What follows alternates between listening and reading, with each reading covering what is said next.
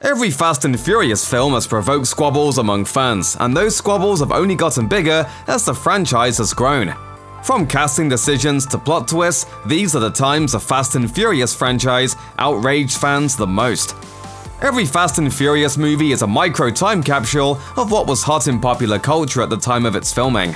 The original film was in the dead center of a time when light-wash jeans, Hollister shirts, and massive aftermarket spoilers were a significant part of the culture. The early films were so beholden to trends that they made an entire movie without the original cast just to cash in on the surging popularity of a Japanese racing style. The casting of Dwayne "The Rock" Johnson was an unquestionably smart decision, but will also serve as a glimpse of a time when the wrestler-turned-actor was coming into the peak of his box office powers. I thought so. Other casting decisions didn't receive the same sort of love as Johnson's. Fans absolutely lost it when they realized that rapper Iggy Azalea played a small part in Furious 7, and they took to the internet to vent about it. Though the part was inconsequential and the film was still a hit, some people admitted it made them properly angry.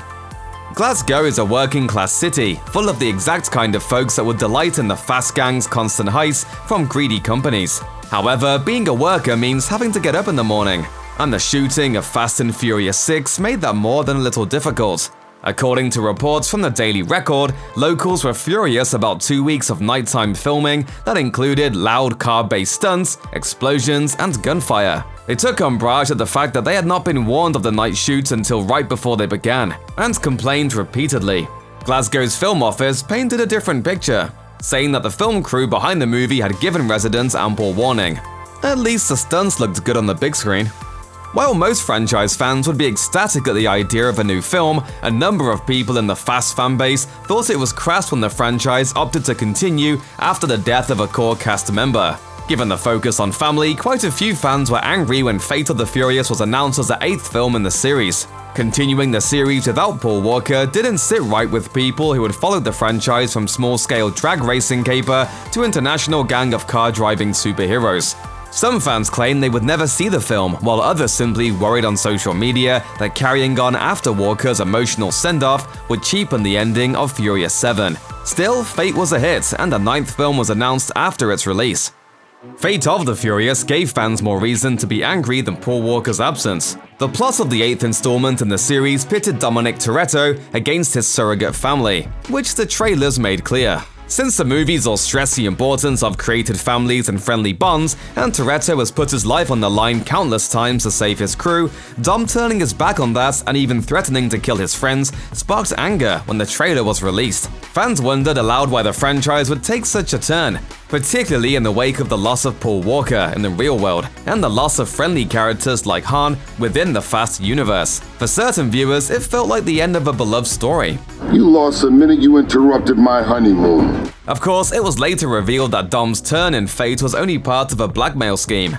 By the end of the film, he'd returned to his family, defeated the bad guys, and even made time for a cookout with all his friends.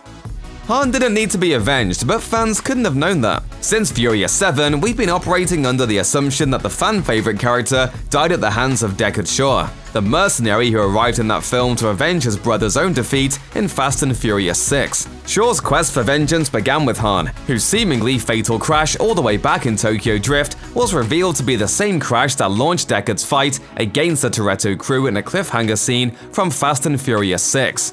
Then came Fate of the Furious, and the revelation that Deckard Shaw was not only walking free after Han's death, but actually becoming part of the Toretto gang.